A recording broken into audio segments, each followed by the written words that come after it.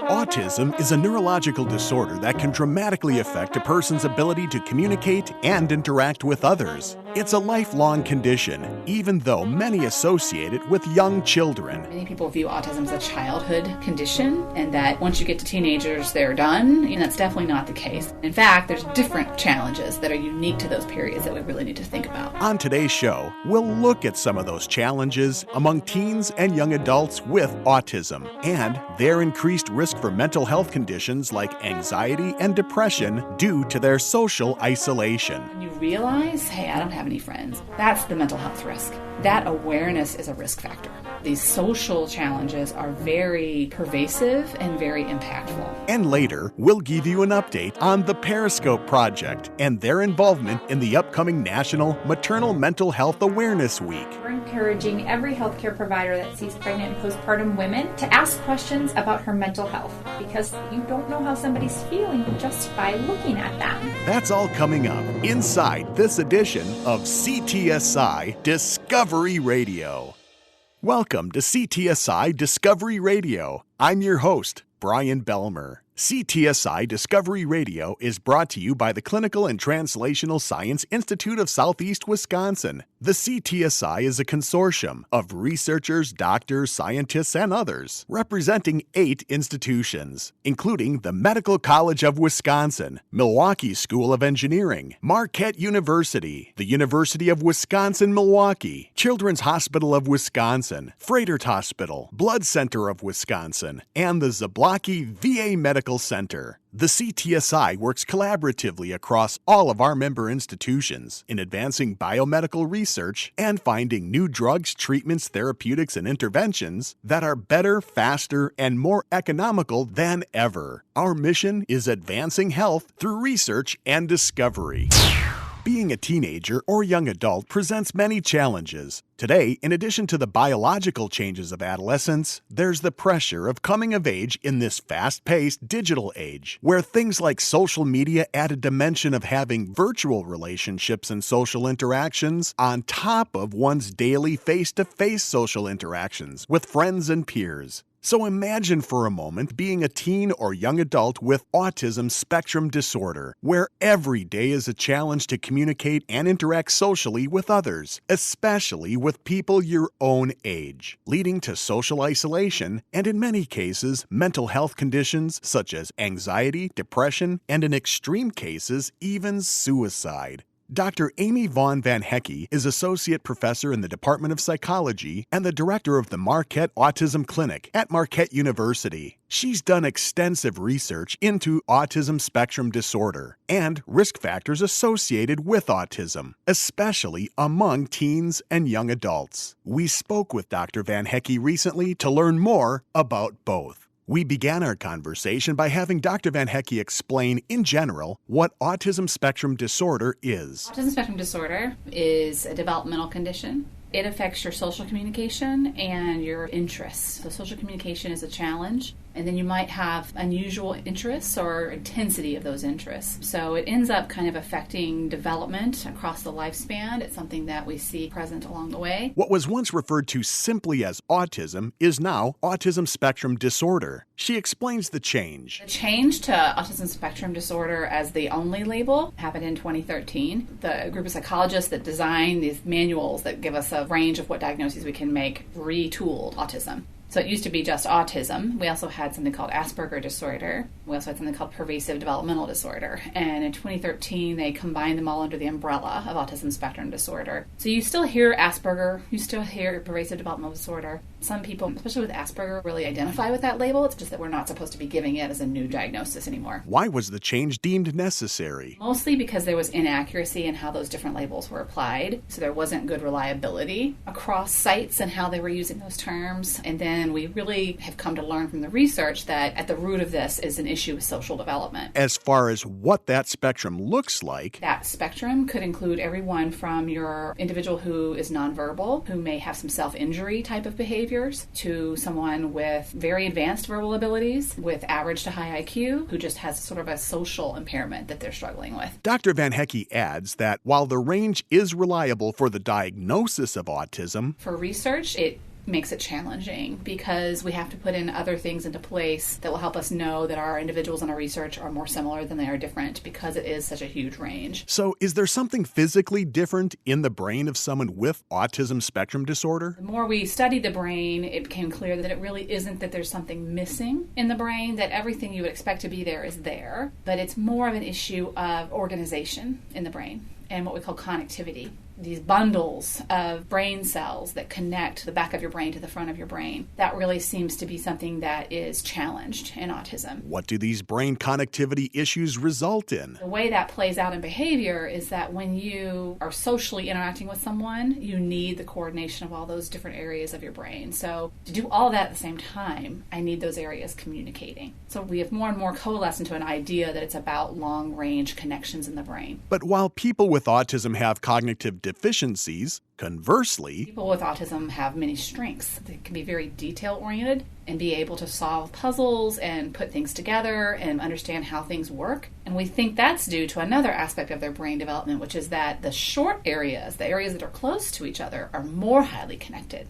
So it's areas that are distant having a problem connecting and areas that are close over-connecting. And whether one causes the other, we're not sure. Another aspect of autism that researchers are unclear about to this point is that it's affected by your experiences, negative and positive. At this point in time, we don't always know if we see something in the brain, like that connectivity thing, is that what was there in the beginning, or is that a lifetime of autism?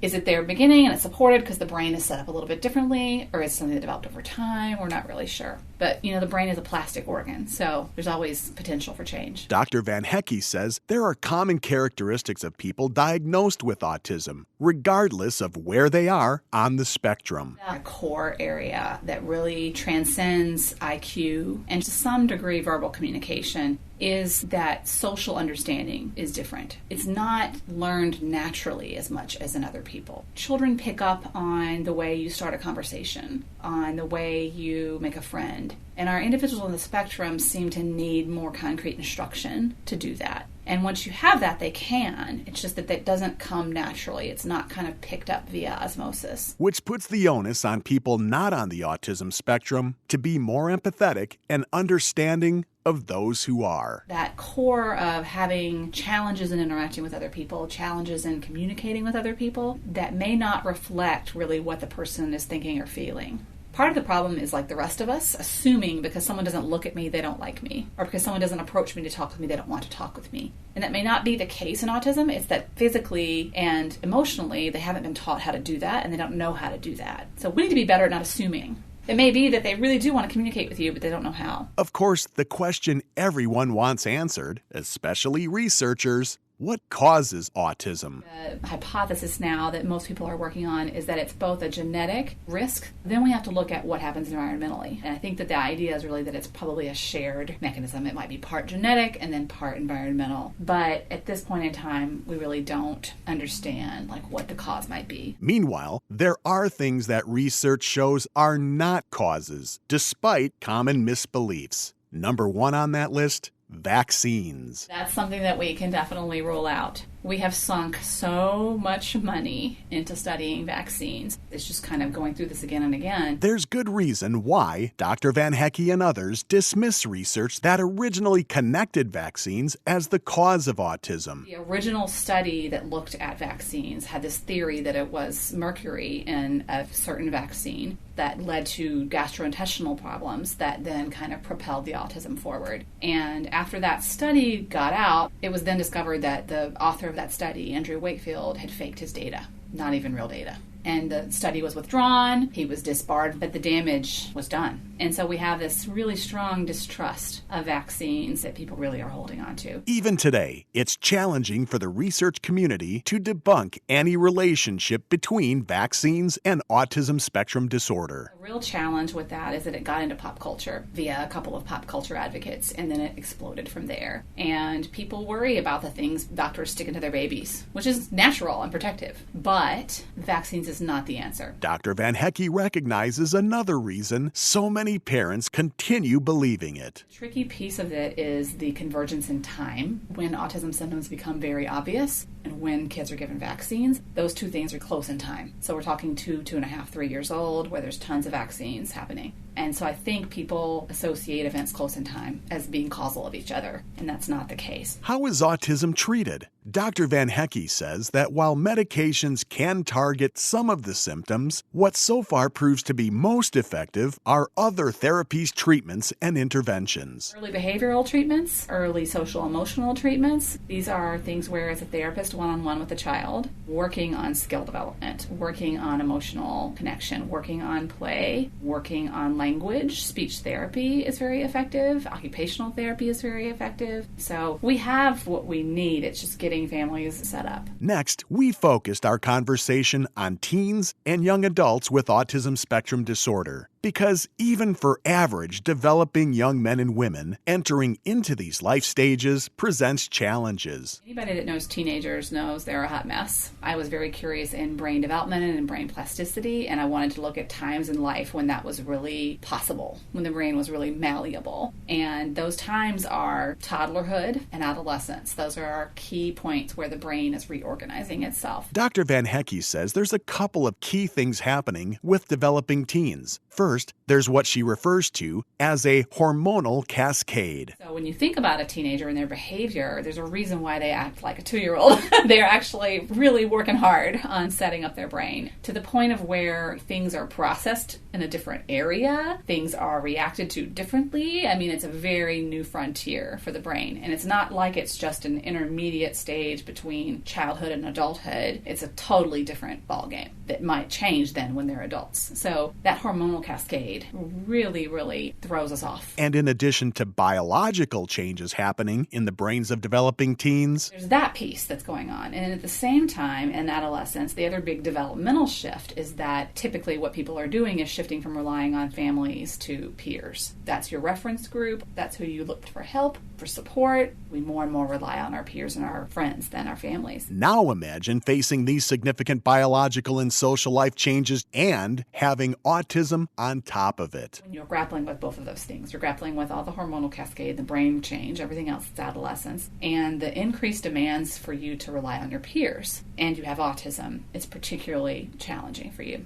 First of all, you may not have the friends to rely on or the skills to have those friends. You may not have the communication to say what's happening with you and how you're feeling. You know, that presents a particularly delicate and risky time for our kids on the spectrum. So is there increased risk of other mental health concerns for teens and young adults diagnosed with autism during these changes and beyond? Yes, we do see more mental health concerns. I would say the more a person becomes aware of their social challenges, the more risky it is. So that's something to think about. These social challenges are very pervasive and very impactful. Pervasive and impactful in what ways? You have the awareness that you're not meeting the milestones that your peers are, and that you don't have friends, and that you're isolated. That awareness is a risk factor. So if you're not really aware of that, and you're a child, and you're just bumbling along and playing and whatever, you're kind of protected. But then when you realize, hey, I don't have any friends, or hey, nobody likes me, or whatever it is, that's the mental health risk, is that knowledge.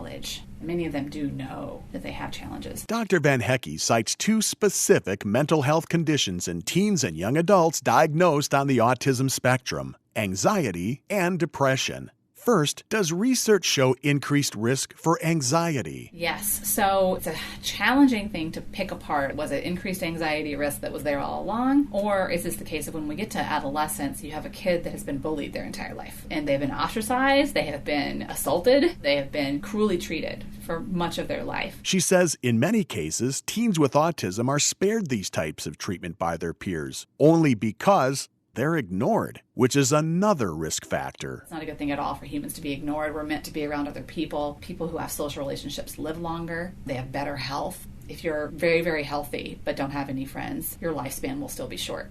We need to go out and be with our friends just as much as we need to eat well, which is something to think about. So whether a teen or young adult is treated poorly or completely ignored by their peers, the risk for having anxiety on top of their autism increases because they are aware of their differences, and then they have this history of either anxiety or bad experiences that predispose them to anxiety, right? So it's a perfect storm of really needing focused help at this time. There's no denying that there are other risk factors. There's sensory challenges. Lights are too bright, noises are too loud, those sorts of things, and that puts you in a place of anxiety. But for all of these reasons, the risk for developing anxiety among teens and young adults with autism is significantly higher than among typical teens. In fact, the rate of anxiety is, maybe 10% in healthy individuals, and in autism it's about somewhere between 50 and 80%. So it's much, much higher. What about depression? Does research show increased risk for depression among teens and young adults with autism?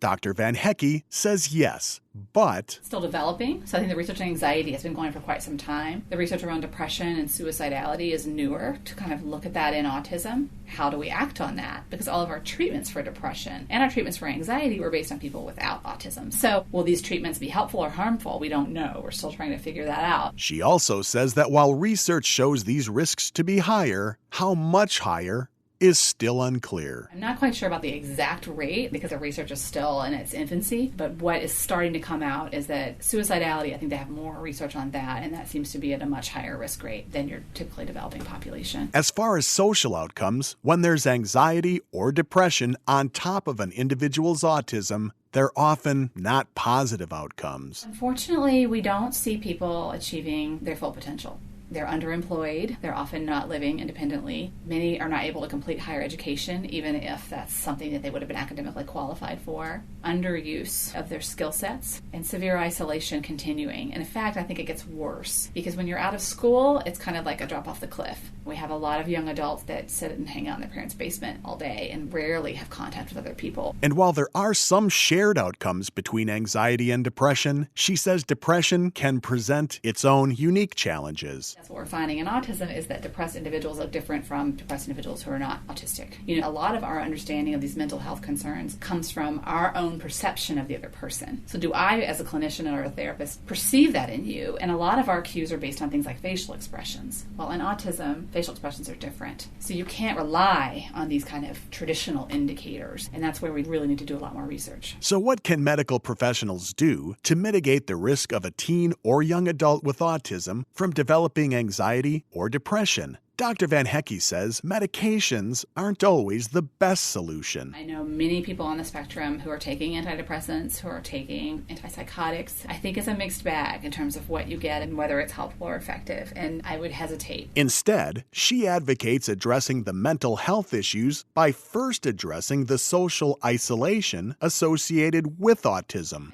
When we talk to people who are autistic, many of them report that it's social isolation, that it's not having anyone care for them or get them, that really seems to propel a lot of the risk. If you can address social isolation, can you affect mental health in a sort of indirect route? And that type of help doesn't have to come from medical professionals. It can come from the parents, the peers, the caregivers, the friends, any helping profession. But in order to help them deal with their social isolation, we must first understand that people with autism do want friends and relationships. There was this misconception for a long time that people with autism were happy on their own and that they actually preferred that, and that's not the case because we know it's part of our biology that we want other people around us. There's much more research to be done, and Dr. Van Hecke is determined to continue working collaboratively with other researchers to find answers. We just finished a CTSI study in December looking at how developing a friendship affects brain structure.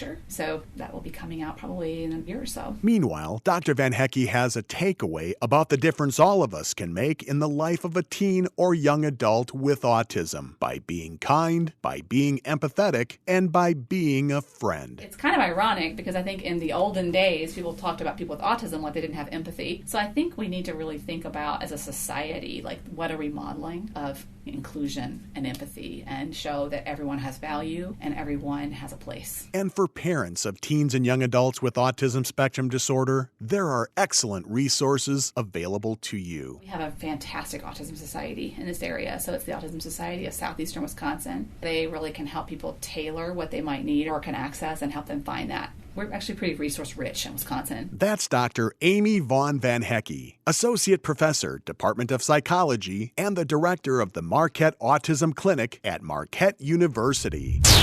Last summer, we told you about the Periscope Project, a new provider-to-provider initiative aimed at offering perinatal psychiatric expertise and resources for healthcare professionals treating women with behavioral health issues who are or plan to become pregnant. As its first anniversary approaches, it's a great time to refocus our community eye on the Periscope Project to gain insight into its success and growth. Dr. Christina Wickman is Associate Professor of Psychiatry, Obstetrics, and Gynecology and Director of Women's Mental Health at the Medical College of Wisconsin and Medical Director of the Periscope Project. Just prior to the project's launch last July, Dr. Wickman explained the general shortage of psychiatrists across our state, let alone one specializing in treating perinatal and postpartum mothers. So to have 3 or 4 perinatal psychiatrists for over 65,000 births in the state of Wisconsin simply just is not enough to be able to cover the services that these mothers and families really need and deserve. Which brings about the critical need for the Periscope Project. Periscope is an acronym for Perinatal Specialty Consult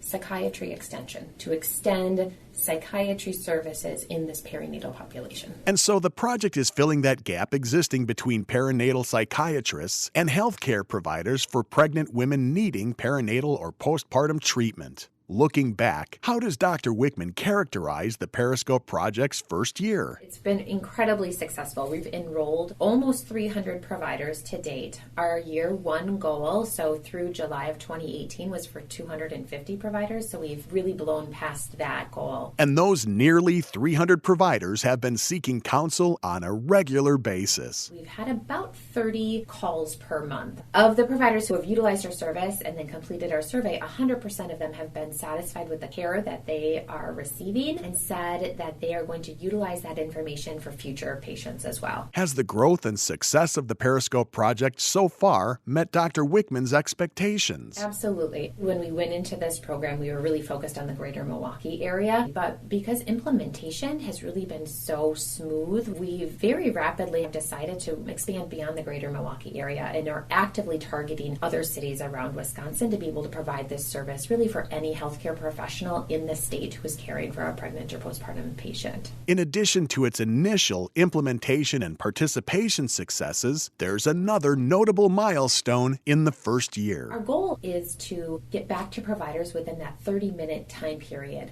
Really, since the inception of this project, our callback time has averaged under 10 minutes. Really quick response to our providers, and so they're able to really provide that real-time care, which is phenomenal. Of course, there have been challenges along the way. The biggest challenge really is trying to get in front of really busy physicians. And so we've seen over time that the utilization of the program, the uptick in both enrollment and utilization, happens when I am able to get in front of these providers. They're really able to vet me, but it's difficult to get in front of really busy providers. That's really the biggest issue that we've seen. Have Dr. Wickman and her team needed to make any significant changes in the first year? I'm actually glad that you asked that. So we still remain a provider-to-provider service, but really what we found is that lactation consultants, social workers, home visitors who are caring for these women are identifying that these women are struggling. And so we've opened up our enrollment to include these non-medical professionals and tailor our service to the scope of where they're at. 1 year later, she says the Periscope Project is poised for success going forward. We've had callers from the Fox Valley area, as far north as Wausau, as far west as La Crosse, and now we're really targeting our marketing to those communities and really serve any professional caring for perinatal women. And she adds that increased use of technology will help facilitate its growth. Skype, WebEx, I'm trying to connect with these other clinics and healthcare professionals across the state without necessarily having to do the in-person piece. As powerful as that is, it may not be realistic. Coming up next month, the Periscope Project will participate in Maternal Mental Health Awareness Week. Shelby Borkart is the Periscope Project's program coordinator, and she tells us what the national goal of this Awareness Week is. It's to break down that stigma and start the conversation about perinatal mood and anxiety disorders. Then, the Periscope Project hopes to build on that with its own goal. Our goal is taking that message and directing it to healthcare providers and encourage them to sit down, face their patients, and ask these new and expecting moms how they're really feeling. In addition to its goal, Maternal Mental Health Awareness Week has a national campaign theme. This This year's national campaign is Real Motherhood, No Shame. Getting real about motherhood is healthy for everyone. What's the message behind this year's theme, especially for expectant or postpartum mothers suffering from depression or anxiety disorders? Oftentimes, women are comparing themselves to what they see on Facebook, Instagram, or Pinterest, but that false image may cause some women to feel ashamed of how they're feeling or what motherhood looks like for them because it's not meeting that image they're seeing on social media. So this campaign is encouraging moms to show what life is really like and let women know that you're not alone. There is no shame in how you are feeling. So how can moms support Maternal Mental Health Awareness Week using social media? Throughout the week, they're asking moms to post pictures and update their social media status with images and posts that depict the real face of motherhood, and that includes the ups and the downs. Because the Periscope Project offers services to healthcare providers, their theme is a bit different. Simply put, our theme is Ask Her. What's the meaning behind that message? We're encouraging every healthcare provider that sees pregnant and postpartum women to ask questions about her mental health, because you don't know how somebody's feeling just by looking at them. Shelby says, of course, there are reliable screening tools to assess a mother's mental health. There are validated screening tools that can be used as a way to start asking these questions, and several national organizations have released recommendations that state providers should screen for depression in pregnant and postpartum women, and that they need to have follow-up after screening. It's in that follow-up that the Ask Her component really comes into play. Use a screening tool as a way to start a conversation. Sit down, face your patient, and ask her, tell me why you chose the answers that you did. We want providers to know that they can be the difference maker for women who are struggling.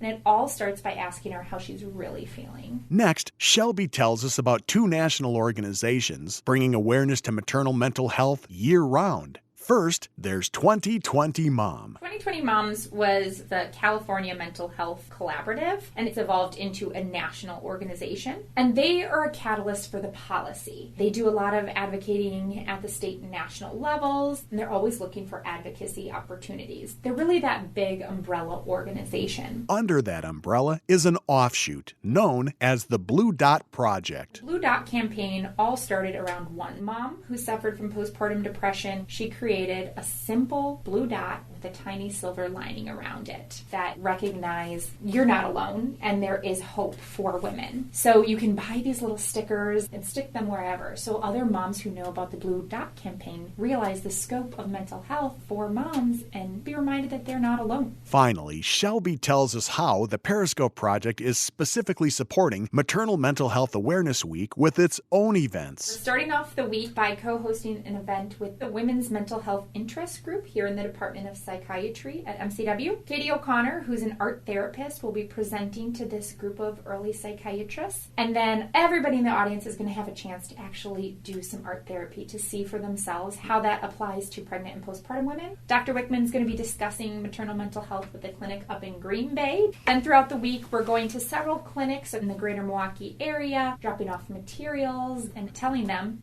ask her. Ask her those questions. If you want to learn more about Maternal Mental Health Awareness Week, you could learn more about the national campaign by visiting 2020mom.org or thebluedotproject.org. And for healthcare providers, of course, we invite all healthcare providers who have questions regarding the mental health or substance use disorders of pregnant and postpartum women to call us. Call the Periscope Project. You can learn more about the Periscope Project on our website. We'll be sure to post links on our CTSI website along with the podcast of this show. But now we've reached the end for this edition of CTSI Discovery Radio. Once again, our sincere thanks to today's guests, Dr. Amy Vaughn Van Hecke, Associate Professor, Department of Psychology, and the Director of the Marquette Autism Clinic at Marquette University.